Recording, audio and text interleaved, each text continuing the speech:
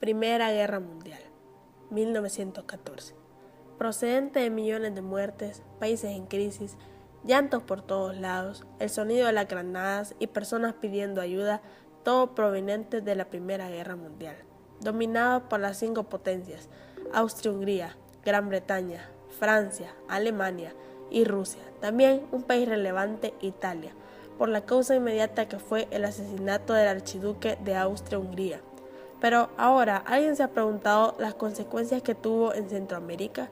En El Salvador se dio un cambio de sistema político republicano, mediante todos los países centroamericanos debatían sobre las propuestas de unión política, que eran Federación, Confederación y la República Unitaria, en el cual tomaba protagonismo El Salvador, Guatemala, Nicaragua y en parte Honduras. Pero mediante pasaba el tiempo se dieron varios conflictos, como guerras internas e influencias sobre los Estados Unidos. Como podemos ver, Europa siempre ha sido influyente en Centroamérica. Vivimos en un mundo globalizado y cada vez con fronteras más fluidas y cambiantes, las cuales son cada vez más influyentes, por lo cual la idea sobre nacionalismo y liberalismo viajaron hasta nuestro territorio hace 200 años. Pero Centroamérica logró ser una sociedad republicana, aunque todavía era una sociedad de cuerpos y estamentos. Pero mediante pasaba el tiempo, se dieron influencias como la Constitución de Cádiz. Así se comenzó un sistema electoral indirecto. En noviembre de 1811, una serie de revueltas y motines en la provincia de San Salvador desestabilizaron la normalidad de la región centroamericana, llamada en aquel entonces Reino de Guatemala. Luego le siguieron otros alzamientos en León, Nicaragua, Tegucigalpa, Guatemala y nuevamente en San Salvador. En ellas hubo un conjunto de demandas sociales, económicas, políticas, dentro de un régimen que ya estaba hablado de libertades civiles. Segunda Guerra Mundial, 1939. Asesinos masivos muestran sus caras actualmente reconocidos por el sufrimiento que le causaron a sus países, principalmente Adolfo Hitler, el protagonista villano que destruye su país junto a Italia y Japón. Aprovechó la falta de decisiones de las potencias europeas, así subir al poder y él tomar el control sobre Europa.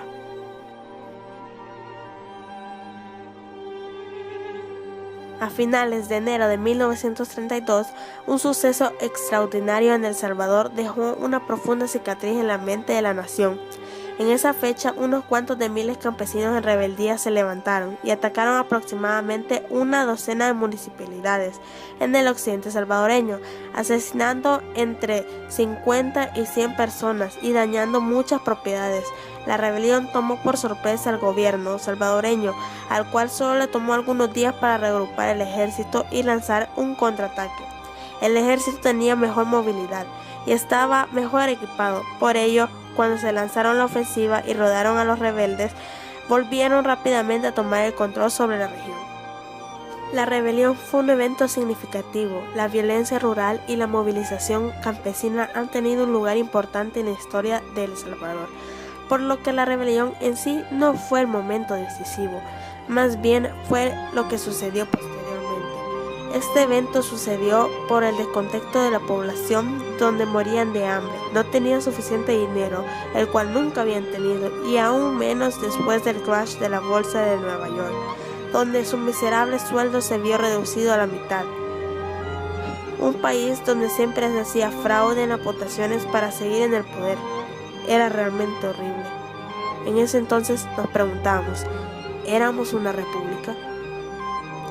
El mandatario salvadoreño Maximiliano Hernández Martínez, convencido de que la entrada de los Estados Unidos en el conflicto le daría un giro novedoso al escenario bélico mundial, esta vez verdaderamente participó Estados Unidos, se apresuró a lograr que la Asamblea Legislativa le declarara la guerra al Imperio japonés. A las 12:55 horas del lunes de 8 de diciembre de 1941, lo hizo mediante el decreto legislativo 90 publicado en el Diario Oficial 276, tomo 131 del 9 del mismo mes y año. 4 días más tarde, el Poder Legislativo declaró también la guerra a las otras dos potencias del eje, Alemania e Italia, por el Decreto Legislativo 93 publicado en el número 281, tomo 131 del mismo periódico gubernamental. en su edición del 15 de diciembre de 1941. Ambos países nunca recibieron oficialmente esas declaratorias, sino que se enteraron por las noticias difundidas en sus respectivos territorios.